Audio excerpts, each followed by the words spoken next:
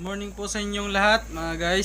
So ituturo ko po sa inyo ngayon kung paano i-troubleshoot ang truck na ayaw umandar. Ito po yung kanyang battery relay. So ayaw niya po mag-power. Ayaw niya magbigay ng power papunta dun sa main control. So kaya ayaw niya umandar. So titignan natin kung ano ang naging problema nito.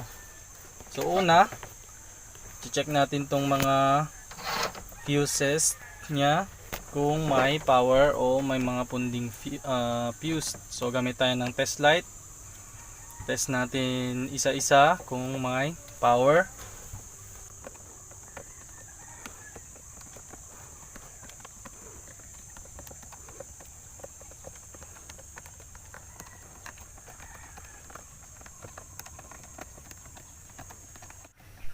So wala tayong nakita kahit isang live na papunta dito sa fuse. So wala talagang power na papunta dito sa main control. Kung makikita nyo, kahit ikutin ko po itong ignition switch, ay walang power na magpapakita o mag-i-indicate. Kahit isang ilaw ay walang magpapakita dito sa dashboard. So wala talagang power na papunta dito.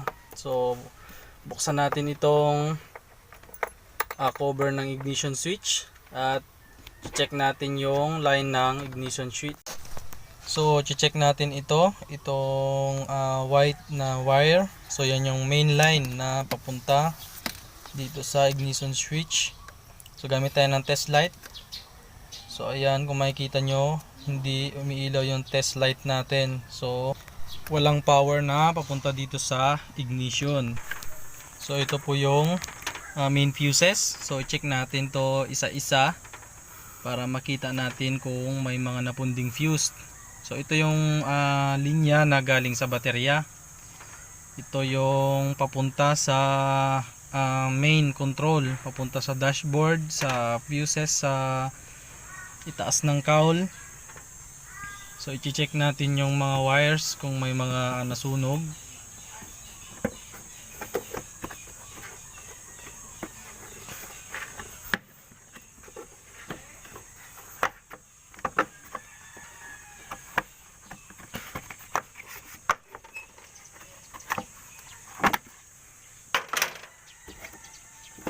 So ayun, kung nakikita po ninyo, may mga nasunog na wire dito sa parting ito. So ayan, nagdikit-dikit na po siya. Check na po natin dito sa fuses. So may nakita akong isa dito kanina na napundi. So ito ay yung napundi na fuse. So napundi ito dahil sa pagkasunog ng wires. So ayan, nag-trigger po siya dahil sa nasunog na wires. Kung wala ito ay sunog po lahat yung mga wires ng truck.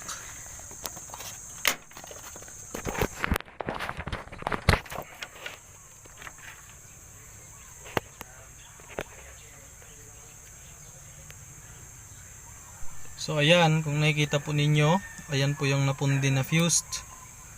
So nag-trigger po siya dahil sa nasunog na wire. Kung wala po itong fuse na nakalagay dito, so maaring nasunog po lahat ng wires, at kung nagkataon ay yung truck ay nasunog na rin po. So ito po yung mga nasunog na wires. So kung makikita po ninyo, nagdikit-dikit na po siya. So ayan, sunog na sunog po yung ibang wire. So ayan, binalatan ko na po siya. So hindi ko na pinakita sa inyo kung paano ko siya binalatan kasi wala akong tagahawak ng camera. So kung makikita ninyo, napakaraming nasunog na wire. So tinignan ko kung hanggang saan yung nasunog na parte, hanggang dun sa pinakababa ay nasunog. So ayan, So ang gagawin po natin dito ay puputulin natin yung parte na nasunog at papalitan natin ng bagong wire.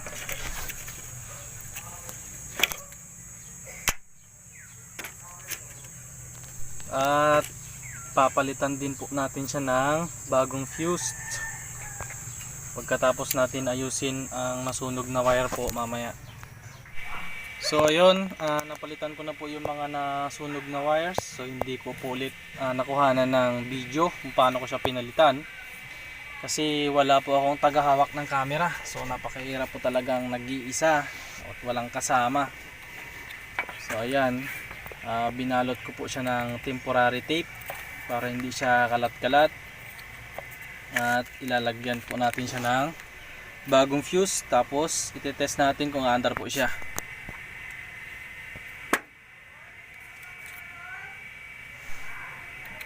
So ayan, ilalagay na po natin. Ayun, kung maririnig nyo po, tumunog na yung parking horn ng truck. So palagay ko ay may power na sa taas. So aandar na po ito. So testing nating paandarin.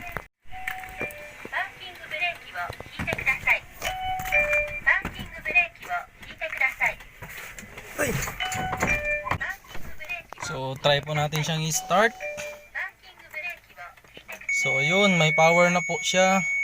So i-start na po ito. So i-start natin. So ayun, umandar na po siya. So yung tumutunog na yan ay yung indicator ng air tank. So kumuha po tayo ng mga fuse, kasi corroded na yung mga dati niyang fuse. So papalitan natin na ng bago para safe yung biyahe. So kasi pag corroded na yung mga fuse, minsan nagluloko na rin yan. So kailangan na nating palitan ng bago.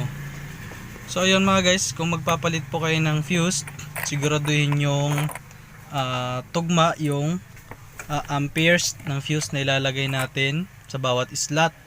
So kung 15 amps ang nakalagay, 15 amps ang ilagay natin. So kung 20 amps, 20 amps din po ang ilagay natin.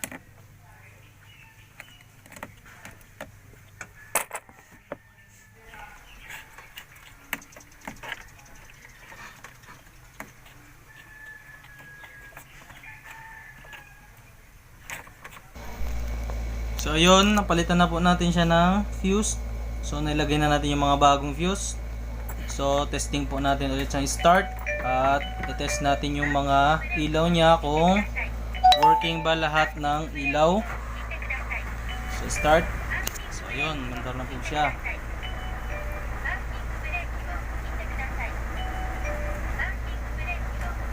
Test natin yung flasher. Good, yung flasher niya gumagana. Headlight, yun, gumagana rin po yung headlight. So ito yung charging indicator niya. So yung pulang nakailaw kanina, hindi na gumagana yun kasi sira yung relay. So ito po yung amperes. Ayan. So yung kung makikita ninyo, kapag itataas natin yung RPM ng truck, so aangat po yung amperes. So it means po yan kumakarga. So working po yung charging nya. So okay po yan. Hazard, so yun, gumagana rin po yung hazard nya.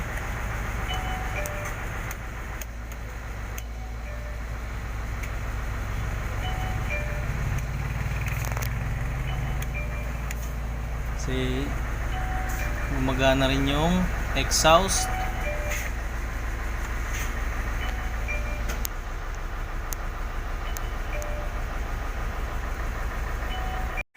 So ito po yung ginawa natin kanina. So makikita ninyo, binalot ko na po na siya ng tape at saka insulator hose. So ayan. So ayan, working po lahat ng accessories niya, ilaw, flasher, power take off. So tignan po natin yung mga clearance light tsaka yung headlight kung gumagana. Yun po, gumagana na po yung headlight nya.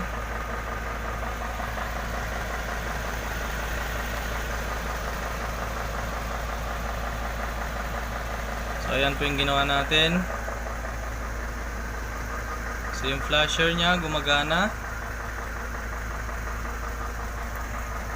yung clearance light, so gumagana rin po. Flasher dito sa gilid, so gumagana po lahat yan.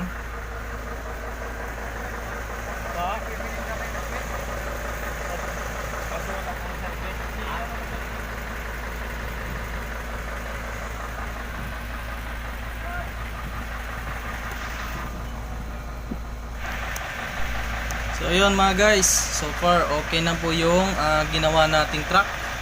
So makikita po ninyo, working po lahat ng accessories, ilaw, lights, flasher. So gumana na po lahat. So ayun mga guys, tapos na po ang ating mission sa araw na ito. Hopefully ay makakabiyahe na ang truck na ito, buwas din. So ayun lang mga guys, sana ay nakatulong po ako sa inyo at may natutunan po kayo. So maraming salamat po sa inyong panonood. So